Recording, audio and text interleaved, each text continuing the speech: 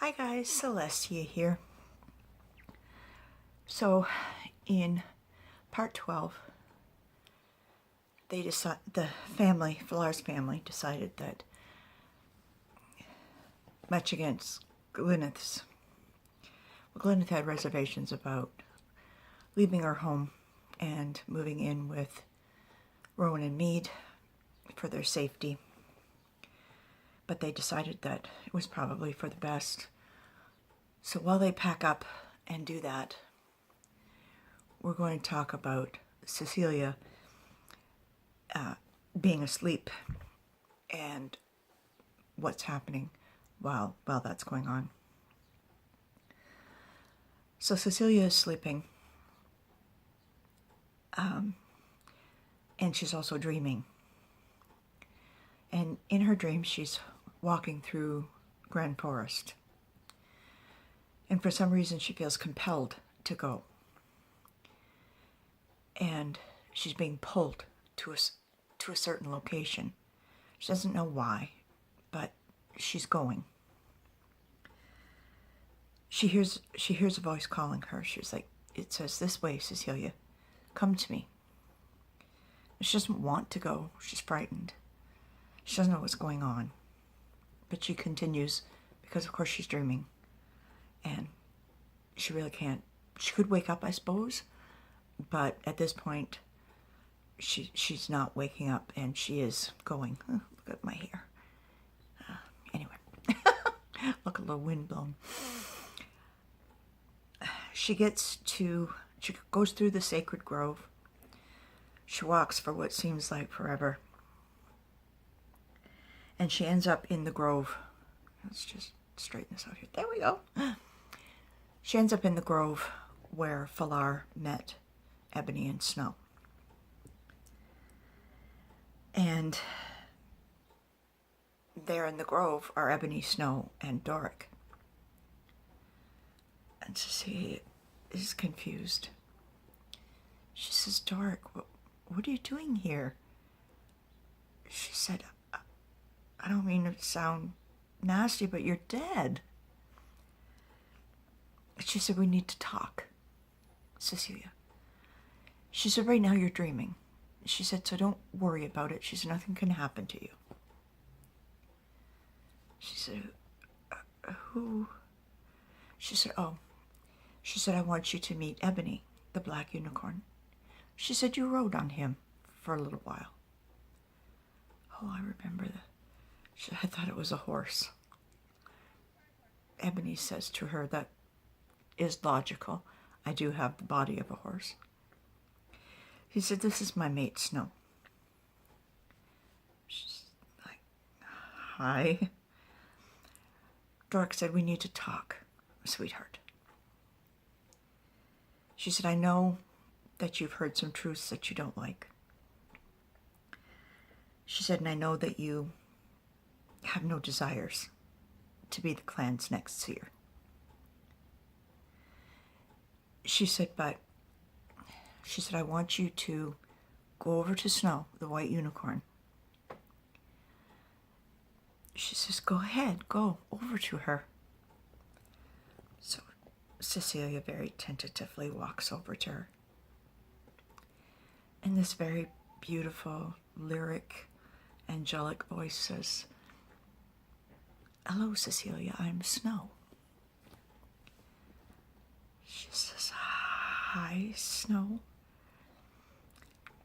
She said, "I want you to put your hands around my horn." She said, why would I do that?" She said, "Please." She said, don't worry about it." She said, "Nothing's going to happen to you, nothing bad." She said, "Please just do it."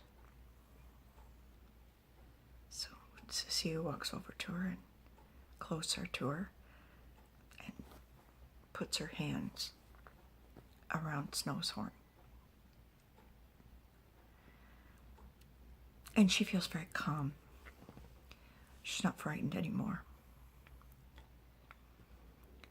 And Snow says, "You're going to see the things that my mate, Ebony, showed to Flar." She said, "You're going to see all of the things that Doric saw before she passed through the veil. She said, and then you will understand why the clan will need you. She said, I want you to relax. She said, I want you to close your eyes and just let it happen. She says, well, I'm getting a little frightened again. She said, that's understandable, dear. She said, but nothing bad can happen to you, I promise. So Cecilia closes her eyes and tries to relax the best that she can. And suddenly she's filled with images. She sees creatures dying. She's people dying. Magical creatures trying to escape from the Pyrenees to Grand Forest to run away from what Falar calls the Mind Raper. She sees Elthanor and her madness. She sees that all of these horrible things that are coming. And again, she's frightened. She begins to cry. Snow tries her very best to relax her, tries her very best to try and calm her down, but there's so much information pouring into poor Cecilia that she's having difficulty processing it. Snow says, relax, dear. You're fighting this. She said, you must just let it flow. She said, think of the information as a river. She said, not a powerful, she's maybe not even a river, like a stream, babbling brook. She said, just let the information trickle in. Stop fighting it. Stop trying to block it. Cecilia says, I'll try. And Cecilia relaxes. The information is less frightening. She sees everything that Doric saw, felt everything that Doric felt. And then suddenly it was gone. She says, you can take your hands off my horn now and open your eyes. She opens her eyes and she was like, thank you. She looks at Doric and she said, oh, Doric. She says, I'm so sorry. She said, how? How do you deal with this kind of information coming to you all the time? She said, it comes with training. She said, and that's why you're here in my dream. Why we're here in your dream. She said, Snow is going to teach you how to be able to process the information when it comes. She says, you won't be exactly like I was. She said, you may have an absolutely regular day. And then she said, suddenly you'll just kind of drift off to sleep and you'll have a vision. She said, but you have to let the visions come, Cecilia. She said, the more you fight it, she said, the more it'll hurt. Excuse me. She said, it's the same thing with your memories. She said, I've opened a path to your past. She said, but your mind refuses to let you see it right now because you're not ready.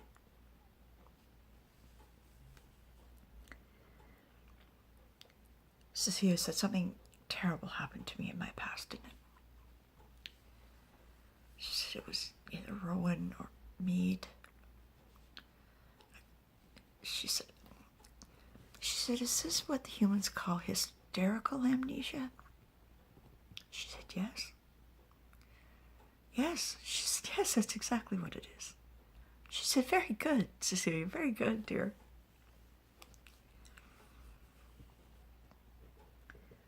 She said, so She said, how is this going to work? She said, well,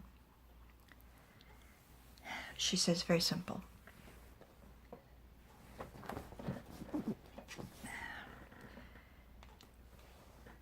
She said, Snow is going to make you a mask.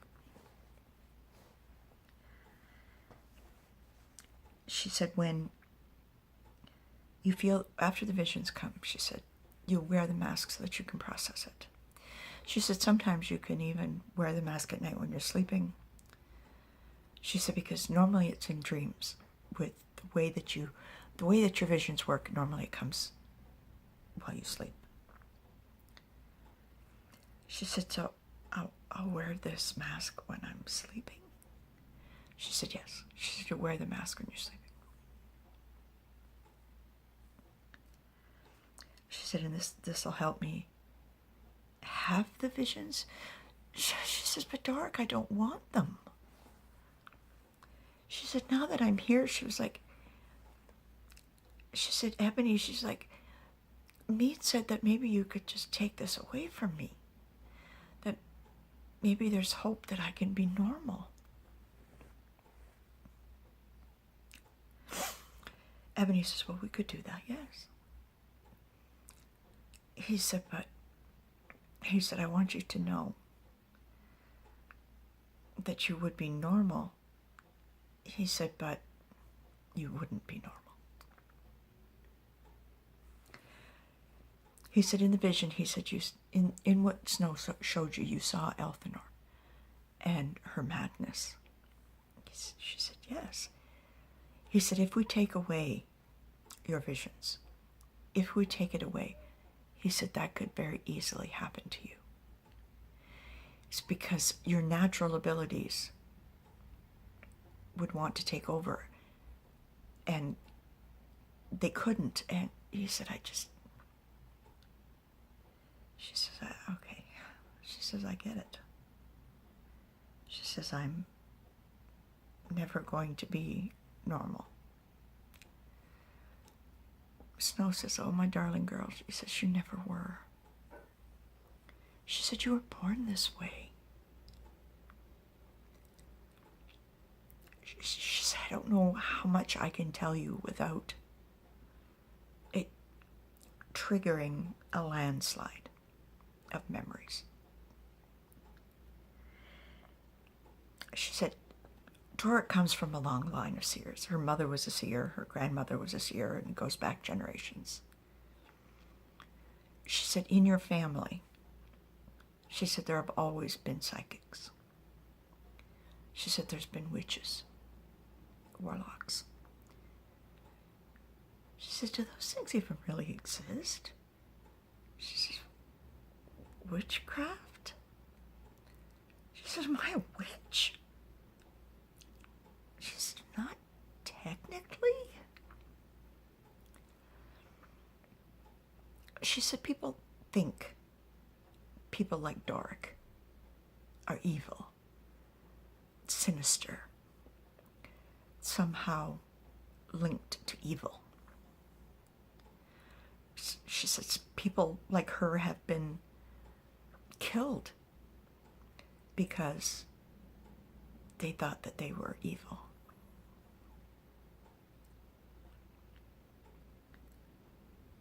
She said, so, Cecilia says, so other people in my family have been like me? She said, yes. Yes, many. She said, you also come from a long line of psychics. She said, not just psychics, other members of your family had other abilities as well. She said, like what? She said, you'll remember. She said again, she said, if I tell you too much, she said, it will trigger the onslaught of all the memories, and I'm not sure you're ready for that. She says, I'm really not sure that you can deal with that yet. Cecilia says, but I really do want to know. said, yes, it's frightening and yeah, maybe even terrifying. She said, I really do need to know. I want to know what happened to me. I want to know how I ended up here. She said, how did I end up in Gren Forest? Ebony says, you ran away from your people.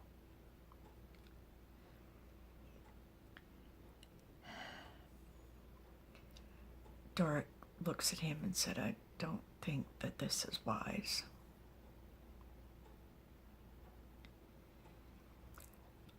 He said, just know that you ran away from your people. He said, you will remember, I promise.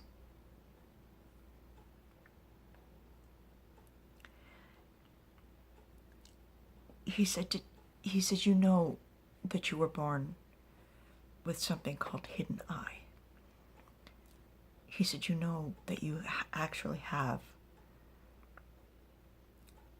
no normal eyes like normal people do. She said, well, yes. She said, I mean, I felt my face. I had to wash my face. She said, yes, I know. He said, there have been other members of your family that have been that way too, and they've all been psychics, had visions. She said, so I'm not the only one? He said, no, you're not.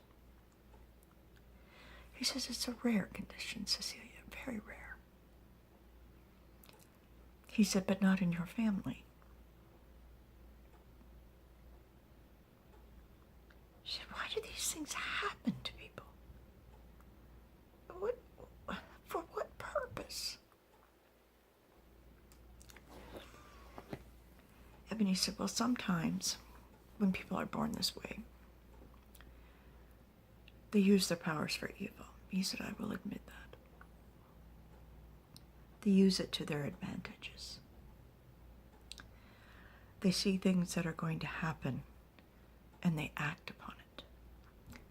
He said, but what they don't understand and what you have to realize is that the slightest thing can change that vision. He said, let me give you just a random example. She's like, okay.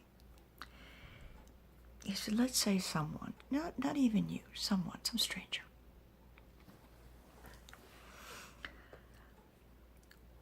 saw that a caravan was attacked and everyone was killed, and the bandits didn't manage to get all of the valuables. So this person goes and finds the rest of the valuables and becomes very wealthy. He said, let's say the day before this vision is supposed to happen, it rains or it snows, and they can't leave the day that they're supposed to leave, and they won't be at the spot where the bandits will attack. Little tiny things like that can change the vision. He said you could have a vision of someone's death, and they may get sick and not do what they were supposed to do, and it would change the vision. She said, but if someone had a vision of someone's death and something happened and changed it, she said, would that person still die?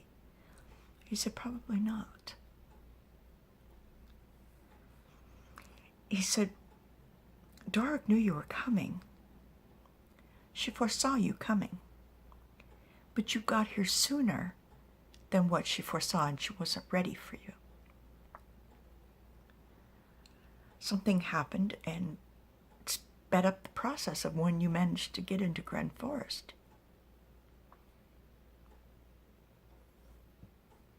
So those little things can happen to change visions. He said, you have to remember, time is fluid.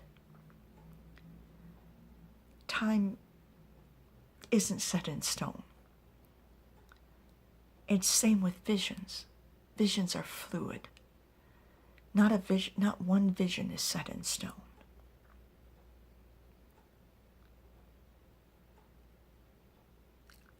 She said, so if I had a vision of something happening, it may not happen because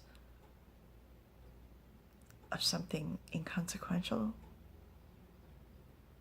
She says, I'm confused again. He says, I know. He said, that's why we're not going to give you a whole bunch of information in just one dream. He said, these dreams will continue. He said, we'll give you little bits of information at a time so you can process it. He said, you've been given a lot of information from Snow. He said, you're going to sleep now for a while. You might even sleep for a couple of days. He says, I don't know. He said, I'm not the psychic. He said, but you have to know that there are good things coming too. Very good things. But there are bad things coming. You have to beware of Elthanor.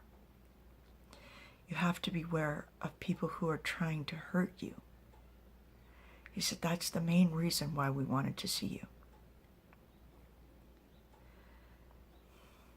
Doric says, Cecilia, Elthanor wants you dead. She's under the mistaken impression that you killed me.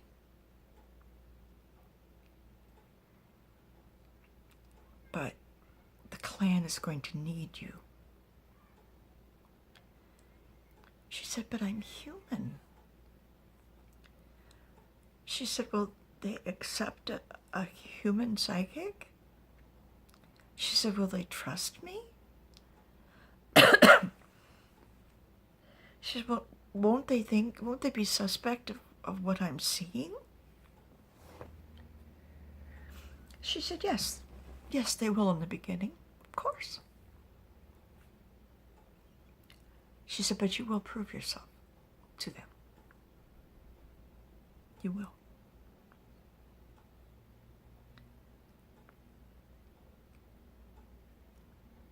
Cecilia says, so I have to resign myself that this is the way I'm going to be now. Now for forever. She said, wait a minute. She said, but I'm human. She's like, how? She said, I don't live as long as the elves do. She said, I won't be around as long as what you were, Doric. She said, well, that's true. She said, you eventually will age. She said, and then you'll join me across the veil. And we'll be together. And then the clan will have to find another seer. She said, but you're still so young, Cecilia. She said, you do have a long time to live. She said, I don't want you to worry about that right now. She said, what I want is for you to process the information that Snow's given you. And I want you to accept the fact that you can't change what you are.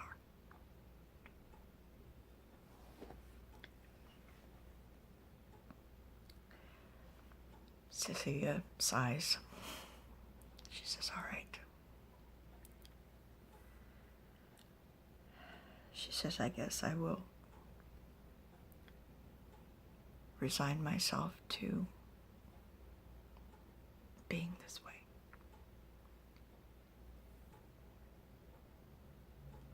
She said, but I have just one last question. She said, and I'm not sure you can answer it. She says, have you foreseen whether or not I'm accepted by the clan? Is it going to be a hard battle for me? She says, I'm not sure I'm up for it. She said, just remember, dear, you're not alone. She said, you do have Valar and Fig and Glyneth. She said, and even Eldred and the elders. She said, you won't be alone. She said, and just remember that no matter what happens, I will be here for you. I will come to you in your dreams. She said, but please listen to Rowan and Mead and do as they ask. They'll help you the most.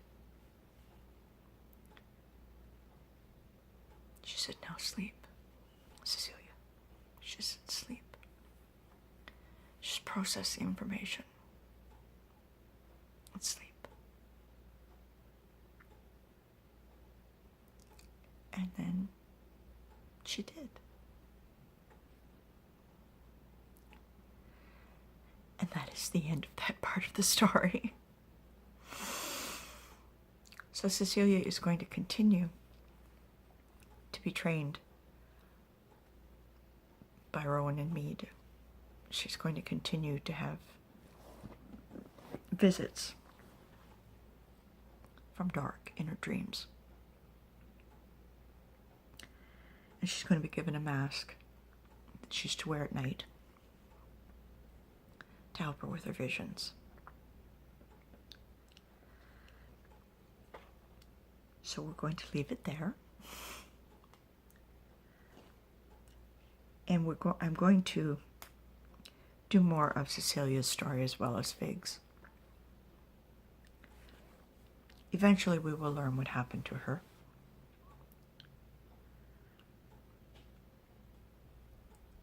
It wasn't pleasant, but we'll learn that. So until we get together the next time, my friends, love yourselves and love each other and love your dollies. Mwah.